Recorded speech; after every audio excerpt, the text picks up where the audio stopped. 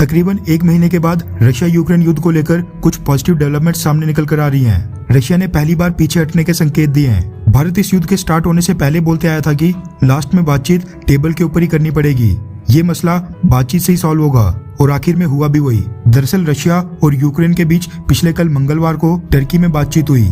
Turkey के Istanbul शहर में दोनों देशों के डेलीगेशंस के बीच लगातार 3 घंटे तक बातचीत हुई, जिसके बाद अब दोनों देशों के बीच सीज फायर पर सहमति की उम्मीद है। मीटिंग के बाद रशिया के डेलीगेशन का कहना है कि बातचीत सकारात्मक यानी बहुत ही पॉजिटिव रही। यूक्रेन और रशिया दोनों देशों के बीच में ये बातचीत अगले 2 हफ्ते तक जारी रहेगी। पिछले कल टर्की में हुई बातचीत के दौरान यूक्रेन के डेलीगेशन ने कहा है कि अगर यूक्रेन को सुरक्षा की अंतर्राष्ट्रीय गारंटी मिलती है तो फिर उस केस में यूक्रेन भी न्यूट्रल रहने का आश्वासन देता है, यानी यूक्रेन भी उस केस में नाटो को ज्वाइन करने की जिद छोड़ देगा।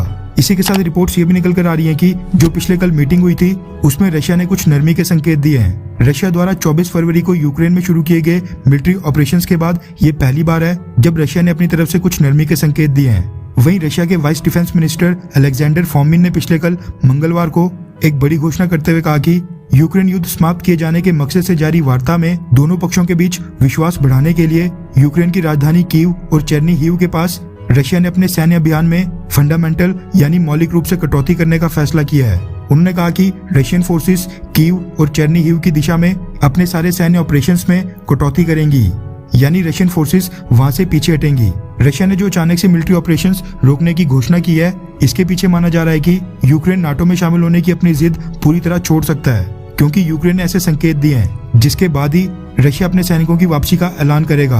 हालांकि रशिया ने यूक्रेन से पूरी तरह वापस निकलने का वादा अभी तक नहीं किया है। दोनों पार्टीज ने पिछले कल की तरह भविष्य में ऐसी मीटिंग्स फिर से करने का समर्थन किया है। इसके साथ ही खबर ये भी है कि यूक्रेन के प्रेसिडेंट वोलोदिमीर ज़ेलेंस्की और रशिया के प्रेसिडेंट व्लादिमीर पुतिन दोनों 1-to-1 मुलाकात कर सकते हैं, यानी दोनों आपस में मिल सकते हैं। यूक्रेन के टॉप नेगोशिएटर डेविड अरखामिया ने पिछले कल ये भी कहा कि यूक्रेन के प्रेसिडेंट वोलोदिमीर ज़ेलेंस्की और रशियन प्रेसिडेंट व्लादिमीर पुतिन के बीच सीधी मुलाकात के लिए अब कुछ पर्याप्त शर्तें रही हैं, यानी यूक्रेन की तरफ से एक शर्त है। अरखामिया ने यूक्रेन को सुरक्षा की गारंटी का एक इंटरनेशनल मैकेनिज्म का आह्वान किया, जहां पर यूक्रेन की सुरक्षा की गारंटी देने वाले गारंटर देश नाटो के आर्टिकल नंबर 5 की तरह एक्ट करेंगे, यहाँ तक कि उससे भी अधिक दृढ़ता से काम करेंगे। यानी कि यूक्रेन के टॉप नेगोशिएटर के मुताबिक यूक्रेन अब से न्यूट्रल रहने के लिए रेडी है। वो नाटो ज्वाइन करने की अपनी मांग छोड़ देगा, लेकिन इसके बदले में यूक्रेन चाहता है कि जो भी बाहर वाले देश यूक्रेन की सुरक्षा की गारंटी देंगे वो नाटो ट्रीटी के आर्टिकल 5 की तरह अगर रशिया ने यूक्रेन के ऊपर हमला किया तो फिर उस केस में वो सारे देश यूक्रेन की सुरक्षा के लिए अपनी सेना भेजें।